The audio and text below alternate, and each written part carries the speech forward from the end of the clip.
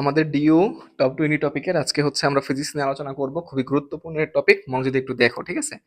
আমাদের হরহামেশাই ফিজিক্স বলো বা কেমিস্ট্রি বলো, আমাদের যে কোনো ইউনিভার্সিটিতে তুমি পরীক্ষা দিতে যাও, একটা কোশ্চেন তুমি ফেস করবে, সেটা হচ্ছে কোনো কিছু তুমি যদি পার্সেন্টেজে বাড়াও, তার বিপরীতে তার সাথে সম্পর্কযুক্ত কোনো একটা রাশি কতটুকু বৃদ্ধি পাবে, কত পার্সেন্ট বৃদ্ধি পাবে, ঠিক আছে, বা হ্রাস পাবে। এই ধরনের কোশ্চেনটা খুবই খুবই খুবই ইম্পর্টেন্ট। এটা তোমার 4 নম্বর চ্যাপ্টার, 5 নম্বর চ্যাপ্টার, 8 নম্বর চ্যাপ্টার ফিজিক্স ফার্স্ট পেপারের ক্ষেত্রে হরহামেশাই তুমি পাবা, ঠিক আছে? তুমি যদি 5 জায়গায় পরীক্ষা দাও বা 10 জায়গায় পরীক্ষা দাও, এক জায়গায় অবশ্যই অবশ্যই পাবা। এই ধরনের কোশ্চেন খুব দ্রুত কিভাবে সলভ করতে হয় চলো আজকে দেখি।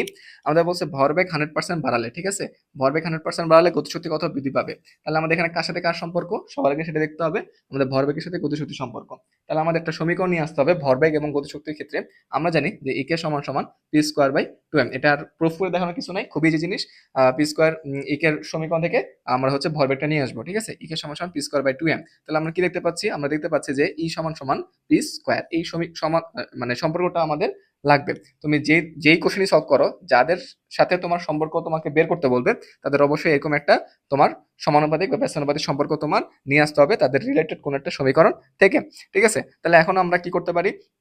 আমাদের বলছে ভরবেগ 100% বাড়ালে, তাহলে আমরা কি বলতে পারি না শেষ ভরবেগ কি আদি ভরবেগ প্লাস আমার আদি ভরবেগের কত পার্সেন্ট বাড়ছে? 100%, তাই না? যেহেতু বাড়ানো হয়েছে, বৃদ্ধি করা হয়েছে, তাহলে 100% মানে কি? 100% মানে হচ্ছে 100/100 ইকুয়ালস টু মানে 1। তাহলে 1p, 1p1, তার মানে 2p1, অর্থাৎ আমার শেষ ভরবেগ হবে আদি ভরবেগের দ্বিগুণ।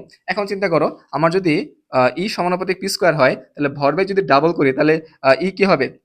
ডাবল স্কোয়ার না? তাহলে আমার ই টু কি হবে? 4e1 হবে না?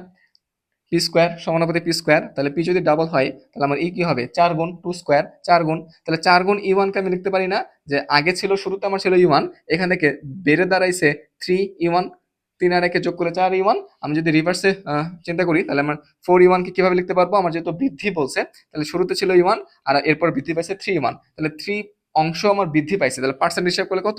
300% বৃদ্ধি পাইছে, 300% বৃদ্ধি পাইছে।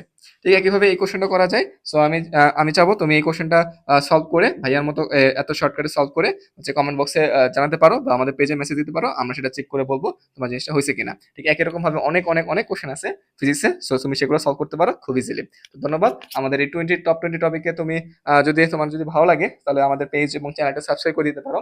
এবং তোমরা যদি রেগুলার থাকো, সেক্ষেত্রে আমরা 20 টপিকের জায়গায় 100 টপিক করে দিব।